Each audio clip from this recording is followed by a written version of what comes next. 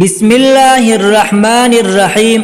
حفاظت کا بہترین عمل، 3 مرتبہ کوئی بھی درود شریف پڑھ کر اور یہ اعمال پڑھ کر پورے جسم پر دم کرے اور اہل و عیال کا حصار کرے، انشاءاللہ تعالی ہر شر سے، ہر برائی سے، ہر آفت سے، ہر تکلیف سے، ہر مصیبت سے، ہر ضرر سے وہ محفوظ رہیں گے۔ 3 مرتبہ اعوذ باللہ پڑھنا ہے۔ اعوذ باللہ من الشیطان الرجیم 3 مرتبہ پڑھنا ہے۔ بسم اللہ الرحمن الرحیم 3 مرتبہ پڑھنا ہے۔ اعوذ بکلمات اللہ التامات من شر ما خلق 3 مرتبہ پڑھنا ہے۔